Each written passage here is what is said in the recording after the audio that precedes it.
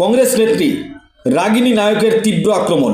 তিনি তিনার বক্তব্যে বললেন, মুখে রাম বগলে ছুরি চলবে না, রামের নামে লুট চলবে না, রামের নামে আস্থা হনন চলবে না। কড়া আক্রমণ কংগ্রেস লিডার কংগ্রেস নেত্রী রাগিনী নায়কের। খবর রাম মন্দিরের। আজকে রাম মন্দির ট্রাস্টের একটি গুরুত্বপূর্ণ বৈঠক অনুষ্ঠিত হবে। জানিয়ে রাখি আপনাদের, রাম মন্দির ট্রাস্টের আজকে একটি গুরুত্বপূর্ণ বৈঠক অনুষ্ঠিত হবে। রাম মন্দির ট্রাস্টের আজ বৈঠকে যিনারা উপস্থিত থাকবেন তারা হলেন মহন্ত নিত্য গোপাল দাস অধ্যক্ষ মহাশয়, থাকবেন চম্পত রায়, তিনি কিন্তু ইস্তফা দিয়েছেন, তিনিও উপস্থিত থাকবেন। নৃপেন্দ্র মিশ্রা নির্মাণ সমিতির অধ্যক্ষ, তিনিও উপস্থিত থাকবেন। কে পারাসারান সংস্থার সদস্য, তিনি উপস্থিত থাকবেন। অনিল মিশ্রা সদস্য ছিলেন, ওনার বিষয়ে বিচার চলছে, তিনিও উপস্থিত থাকবেন। গোবিন্দ দেব গিরি মহারাজ কমিটির ক্যাশিয়ার, তিনিও উপস্থিত থাকবেন। প্রশান্ত লোখান্ড কেন্দ্র সরকারের প্রতিনিধি, তিনি উপস্থিত থাকবেন।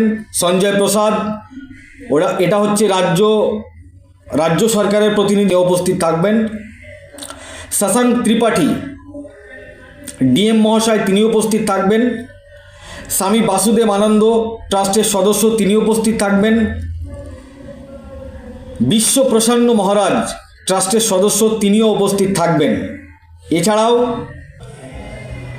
পরমানন্দ মহারাজ রাম মন্দির ট্রাস্টের সদস্য, তিনি উপস্থিত থাকবেন। কৃষ্ণমোহন সদস্য, তিনিও থাকবেন।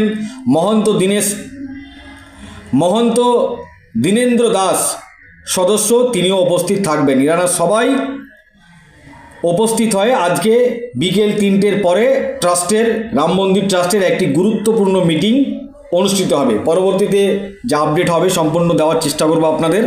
পাশাপাশি মহাসচিব রাম মন্দির ট্রাস্টের যিনি হচ্ছেন চম্পত রায়, তিনিও থাকবেন। অনিল মিশ্রা, যদিও এনারা ইস্তফা দিয়েছেন, তিনারাও কিন্তু আজকের এই গুরুত্বপূর্ণ মিটিংয়ে উপস্থিত থাকবেন। আর আরেকদিকে কংগ্রেস নেত্রী রাগিনী নায়ক, তিনি সরাসরি আক্রমণ করলেন। তিনি বললেন, মুখে রাম বগলে ছুরি চলবে না, রামের নামে লুট চলবে না, রামের আস্থা হনন চলবে না। কড়া আক্রমণ রাগিনী নায়কের। তিনি বলেন, যে সমস্ত পুরনো জমি কেনা বেচাতে দুর্নীতি হয়েছে রাম মন্দিরের এই চাঁদা চুরির সঙ্গে, সেগুলোও পুঙ্খানুপুঙ্খভাবে তদন্ত করে দোষীদের শাস্তির দাবি জানিয়েছেন তিনি। পাশাপাশি সুপ্রিম কোর্ট দ্বারা নিয়ন্ত্রণ করে তদন্ত করা হোক, এই দাবি জানিয়েছেন কংগ্রেস নেত্রী রাগিনী নায়কের তীব্র আক্রমণ রাম মন্দিরের বিষয় নিয়ে। কড়াভাবে আক্রমণ করেছেন তিনি। বিস্তারিত কি বলেছেন শোনাবো আপনাদের। এই ভিডিওটি যারা দেখছেন, ভিডিওটি শেয়ার করবেন, চ্যানেলটি লাইক করবেন আর সাবস্ক্রাইব করবেন। আই লাভ মাই ইন্ডিয়া, মেরা ভারত মহান। আপনারা দেখছেন আখেরিগঞ্জ নিউজ। जय Shri Ram.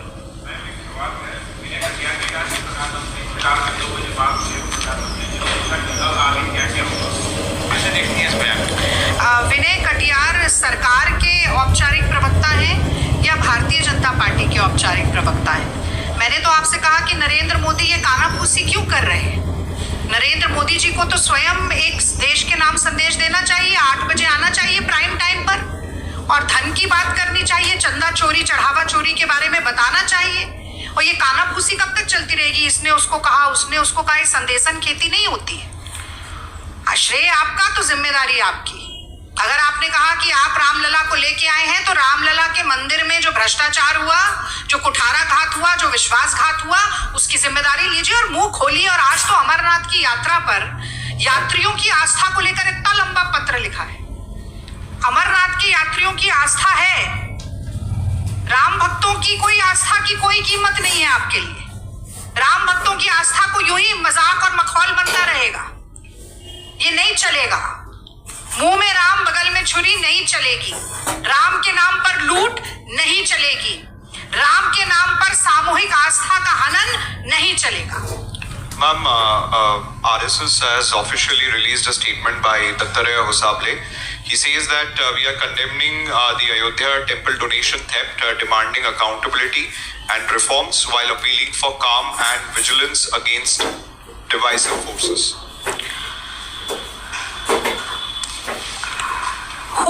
RS is appealing to, and is a notice of a small little appeal enough? Modi ji can have meetings with Mohan Bhagwat regarding political issues in the country, but this is such an important religious issue and nobody cares about it. So Vinay Katiyar is telling us that he has had a word with Modi ji, and now RSS is coming up with an official statement saying that we condemn. Is condemnation enough? Can't they two stick together and come up and face the media about this? Talk to the nation, talk to the people of this country, talk to all the Ram Bhakts. Actions always speak louder than words. यहाँ पर सिर्फ शब्दों से काम नहीं चलेगा, शब्दों का माया जाल आरएसएस बुनती रहेगी। उनसे रजिस्ट्रेशन के ऊपर पूछो, उनके पास कोई जवाब नहीं है। उनसे अपनी खुद की फंडिंग के बारे में पूछो, उनके पास कोई जवाब नहीं है। राम मंदिर की चढ़ावा चोरी, चंदा चोरी के बारे में पूछो तो कह रहे हैं हम कड़ी निंदा करते हैं। कड़ी निंदा करने से क्या होगा? वैसे तो आप कहते हैं कि हम तो सब कुछ देखते हैं, सब कुछ हम ही करते हैं, सब कुछ हम ही चला रहे हैं। 30-40 लोगों की सरकार आपको सिक्योरिटी देती है, 30-40 गाड़ियां आपके काफिले में चलती हैं, और आप अब कह रहे हैं कि हम सिर्फ निंदा कर देंगे और काम चल जाएगा। अगर आरएसएस सीरियस है, अगर मोदी जी, मोदी सरकार सीरियस है, तो पहली फुर्सत में राम मंदिर ट्रस्ट को भंग करना पड़ेगा। ये शुरुआत है, और इसके बाद जो 4-5 मांगे हमने रखी उनको पूरा करना पड़ेगा। मैं तेजपाल सिंह, राम मंदिर में ना तो कोई धर्माचार्य या शंकराचार्य जो है उनका किसी का इन्वॉल्वमेंट नहीं है। पूरे के पूरे सारे के सारे लोग हैं वो इन्हीं के परिचित हैं। दूसरा, आरटीआई से बाहर किया गया, पहले भी पीएम केयर फंड और बीसीसीआई को आरटीआई से बाहर किया गया। तो ट्रांसपेरेंसी से राम को दिक्कत है या इनको? देखिए, मैंने तो आपसे कहा कि यहाँ पर दाल में काला नहीं है, पूरी दाल ही काली है।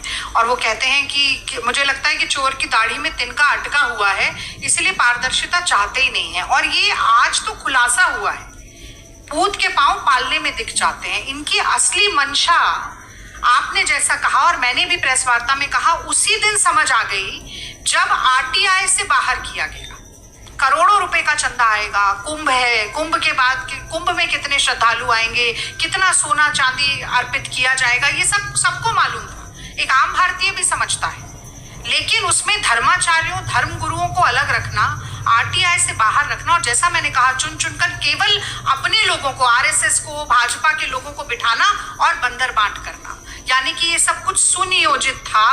इसके बारे में सबको खबर थी। और वो कहते हैं कि धृतराष्ट्र तो अंधे थे, गांधारी ने खुद आंखों पर पट्टी बांध ली थी। तो अब आप खुद आंखों पर पट्टी बांध ले और कहते हैं हमें तो कुछ दिखाई नहीं दे रहा है। तो ये जनता, ये जो पब्लिक है, ये सब जानती है। आप ऐसे मूर्ख नहीं बना पाइएगा। दूसरा, केजरीवाल जी ने पीसी की थी, उसमें उन्होंने बताया कि 12 बार आईबी ने शिकायत की थी।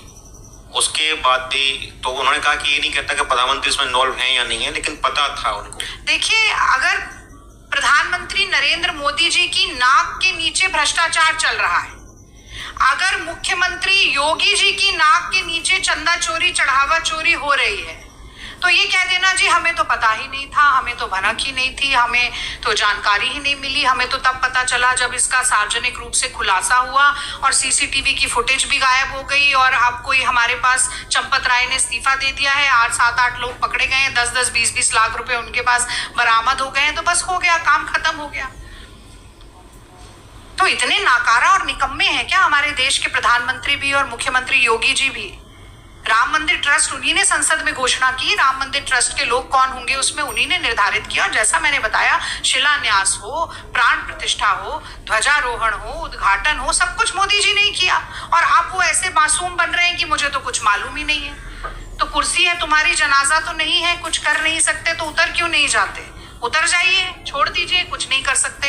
महंगाई क्यों है? कुछ नहीं कर सकते। बेरोजगारी क्यों है? हमें पता नहीं है। नीट पेपर क्यों लीक हो रहा है? 10 साल में 89 पेपर लीक हो गए। महिलाओं की असुरक्षा क्यों बढ़ती जा रही है? हमें पता नहीं है। पेट्रोल डीजल का भाव पूछ लो, हमें पता नहीं है। गैस सिलेंडर कब सब्सिडाइज रेट पर मिलेगा? हमें, अरे भैया आपको कुछ पता नहीं है तो आप काहे कुर्सी पर बैठे हैं? उतर जाइए। मैम एक सवाल ये है कि जैसे आप लोग डिमांड कर रहे हैं एसआईटी को सार्वजनिक रिपोर्ट को लीक करना चाहिए, रिलीज करना चाहिए, इसके अलावा एक बड़ा एलिगेशन ये भी लग रहा है कि राम मंदिर में जो फंड के साथ करप्शन हुआ है या जो हेराफेरी हुई है उसको लेकर एसआईटी जांच कर रही है। कई साल पहले जो जमीनों की लेन देन है उसको लेकर एसआईटी जांच नहीं कर रही। कल अरविंद केजरीवाल ने सवाल खड़ा किया था, तो क्या कांग्रेस पार्टी भी मांग करती है कि जो पुराने केसेस हैं उसके ऊपर भी जांच होनी चाहिए स्टार्टिंग से लेकर? देखिए, चंदा चोरी चढ़ावा चोरी की शुरुआत उसी दिन हो गई थी जब करोड़ों रुपए का घपला जमीन की खरीद फरोख्त में 10 मिनट में हो गया था। तभी जैसा मैंने कहा कि भूत के पांव पालने में दिख गए थे। आपने बिल्कुल सही प्रश्न उठाया है। और अभी जो फाइनेंशियल फ्रॉड है, जो चढ़ावे का फ्रॉड है, उसके अलावा और कई तरीके के खुलासे निकल कर आएंगे जिसमें से जमीन का घोटाला, लैंड स्कैम भी उसमें शामिल है। तो ऐसी तमाम चीजें जो परत दर परत खुलती जाएगी वो सबकी जांच हो, लेकिन शुरुआत सबसे पहले जैसा कि मैंने कहा मंदिर ट्रस्ट के भंग होने से और सुप्रीम कोर्ट के द्वारा एक जांच समिति बनाकर उसकी निगरानी में पूरी जांच पड़ताल होने से शुरुआत होनी चाहिए। Ma'am, this is Hariom from Jharkhand Reporter. Where are you? Either. Yeah, my question is different from this issue. In the wake of speculated delimitation bill, which Modi government is willing to bring again in the upcoming session, how confident Congress is to win the majority seats in case 2029 elections happens after delimitation? See, we are going to fight. And how will this law favor you electorally? Sir, we are going to fight tooth and nail against the Delimitation Act, which comes in the garb of women reservation, but that is a completely separate issue. And today the focus is on Ram Mandir Trust, and I do not want to dilute it. So we will have a press conference on that once we come close to the monsoon session. Thank you, धन्यवाद, जय सिया राम।